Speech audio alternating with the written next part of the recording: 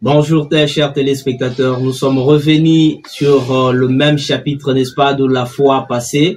Nous avons parlé sur quel type d'homme, c'est un sujet d'actualité, n'est-ce pas, quel type d'homme pour le décollage de la province du Sankuru. Aujourd'hui quand même, vous nous voyez accompagnés d'une autre personne, de notre invité des marques, n'est-ce pas, qui est venu sur ces plateaux. Bonjour monsieur. Bonjour.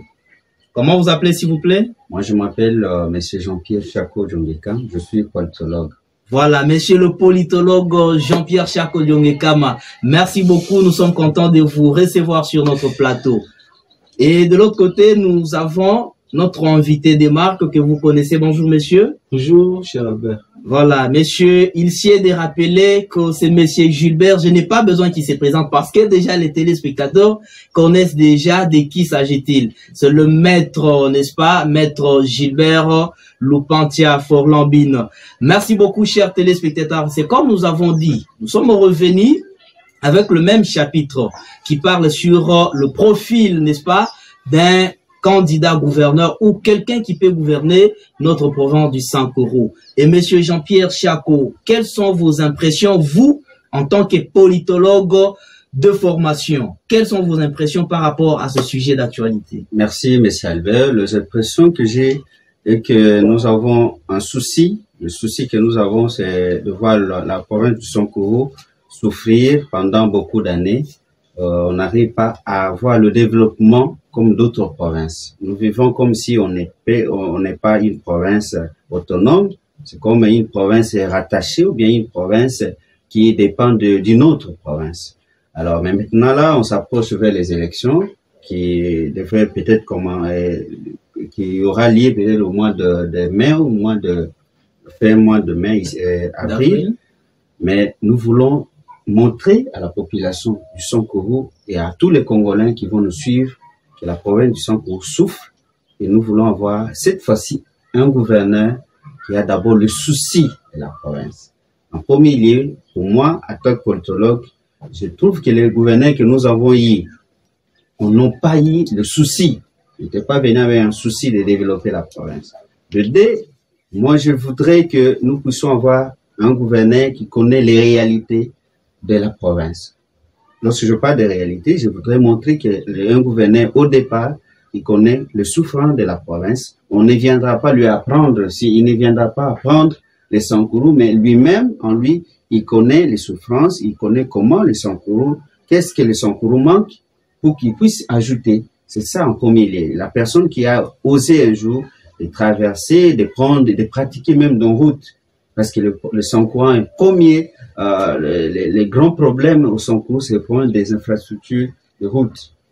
La personne qui maîtrise, qui a l'idée, qui a osé un jour de marcher, de circuler, de prendre de pratiquer nos routes, là, avant, il va, peut-être lorsqu'il va prendre la commande de la province du Sankuru, il va attaquer et on va peut-être voir un changement. Merci beaucoup, monsieur Jean-Pierre Chako. Nous avons compris, n'est-ce pas? Il faut quelqu'un qui a vécu le quotidien ou le social, n'est-ce pas, des Sankurois pour être aligné ou choisi, n'est-ce pas, à la tête de cette grande province, la terre chère à Patrice Emery Lumumba. Monsieur le maître Gilbert Lupantia Forlambine, quelles sont vos impressions encore pour la seconde fois sur ce même sujet? Merci beaucoup. Je tiens à saluer mon co-débatteur, vu que c'est la première fois.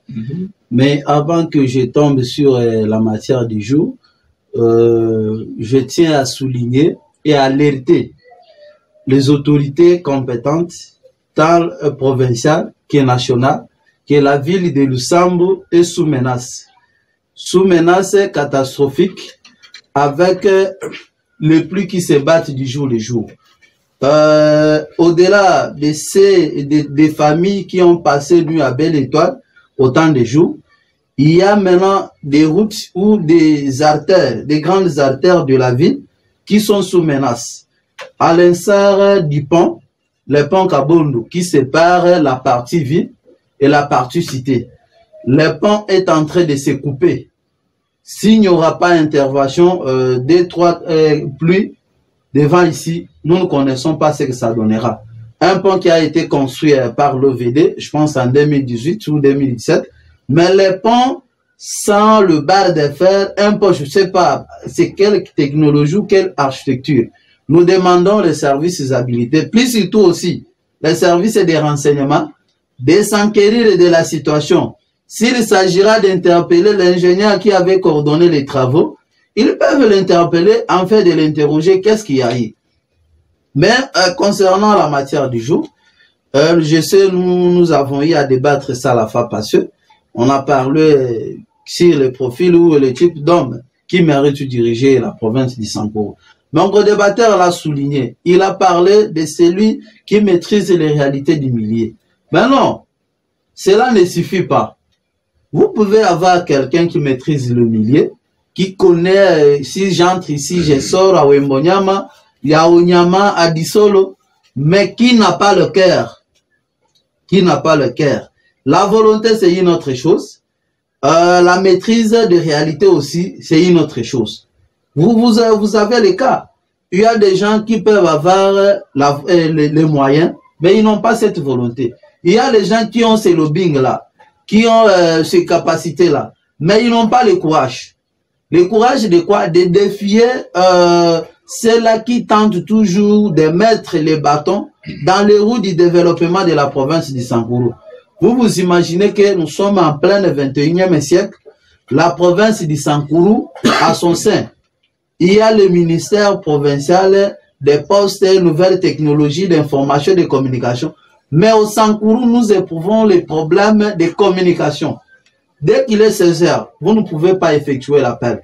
Dès qu'il est 17 h, vous ne pouvez pas, juste un simple message. Que dirons-nous de WhatsApp? Il y a les étudiants qui effectuent leurs recherches. Quel sera leur sort avec le système actuel de LMD? Alors, nous voulons un exécutif là qui pourra s'en soucier, qui aura les soucis. Un exécutif là qui a ce qu'on appelle le leadership prometteur, le leadership non douteux, le leadership qui a tous les atouts de toquer partout, de manifester cette volonté-là d'adhérer dans la vision du chef de l'État qui est chanté, qui est comme slogan peuple d'abord, peuple d'abord. Mais au Sankuru, c'est le contraire. C'est les poches d'abord, c'est les amis d'abord, c'est les enfants d'abord, qui pensaient au salut du peuple qui est la loi suprême. Merci beaucoup, monsieur le maître. Donc, chers téléspectateurs, vous comprenez que de l'autre côté, monsieur le politologue de formation nous demande ou nous dit d'avoir un gouverneur, n'est-ce pas, qui connaît, qui a